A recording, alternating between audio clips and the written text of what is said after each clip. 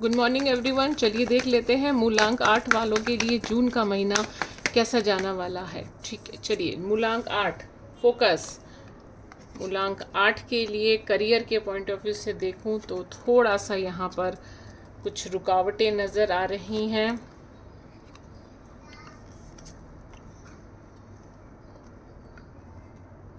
Tension बढ़ा रह सकता है, तो वन बाय वन हम चलिए आज एक कार्ड और निकालने की कोशिश करती हूँ थोड़ा सा, क्योंकि थोड़ा सा नेगेटिविटी यहाँ पर मुझे दिखाई दे रही है। तो ओके, चलिए कुछ कार्ड्स हैं जो कि आपको क्लियरली अगर दिख रहे हो तो चलिए सबसे पहले मैं जो कार्ड देख रही हूँ वो मैं करियर से रिलेटेड देख रही हूँ। यहाँ पर मुझे आप कुछ नए आइडियाज़ फॉर्म करते हुए दिखाई दे रहे हैं, लेकिन उस नए आइडियाज़ को जब आप अपने बॉस के सामने या अपनी फर्म के सामने या अपने किसी सहयोगी के सामने रखेंगे तो उसकी वजह से कॉन्फ्लिक्ट्स क्रिएट हो सकता है।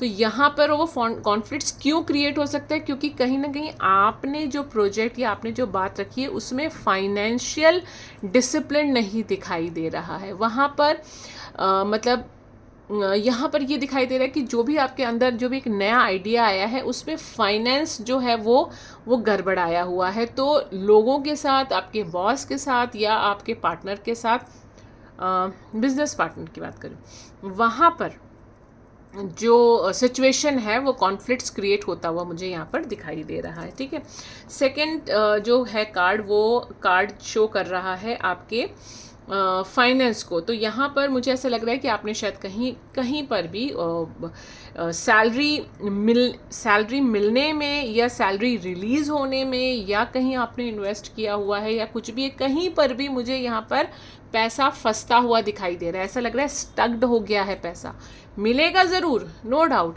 लेकिन अभी स्टक्ड हो गया है, तो जिसकी वजह से आप परेशान हो सकते हैं। लेकिन अगर आपने बात करी, आपने अगर कम्युनिकेट बहुत क्लियरली किया, अपनी बात को अगर आप समझा पाए सामने वाले को, तो आपका फाइनेंशियल सिचुएशन डेफिनेटली इम्प्रूव हो जाएगी। ठीक है, अब हम बात करें रिलेशनशिप की, तो यहाँ पे कहीं ना कहीं ये चीज़ आ रही है कि आप दोनों थोड़े से मतलब एक दूसरे के प्रति थोड़ा सा आप लोग के मन में द्वेष आ सकता है, थोड़ा सा आप लोग एक दूसरे से दूर हो सकते हो, थोड़ा सा कॉन्फ्लिक्ट्स क्रिएट हो सकता है, मन मुताबिक बात होती हुई यहाँ पर दिखाई नहीं दे रही। लेकिन अगर मूलांक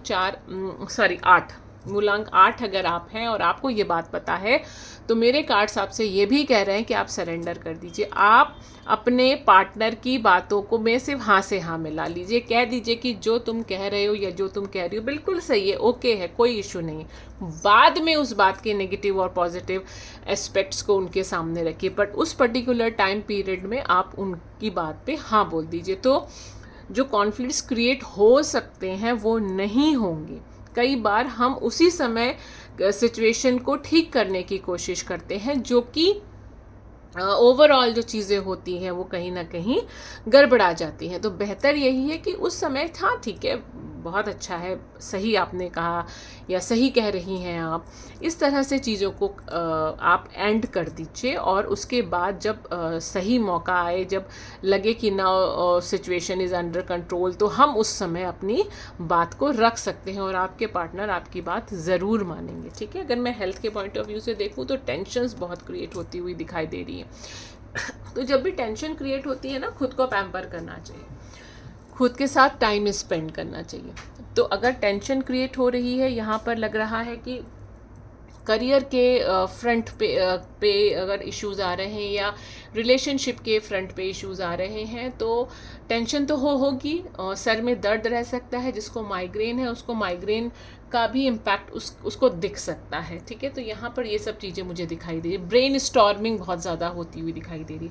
इन सारी चीज़ों को रोकने के लिए सबसे आसान तरीका ये होता है कि पैम्पर योरसेल्फ, आप खुद को पैम्पर करिए, कहीं ना कहीं खुद से प्यार करिए, अपने लिए घूमने जाइए, अपने लिए थोड़ी सी शॉपिंग कर लीजिए, अब खुद को कॉफ़ी पिला लीजिए।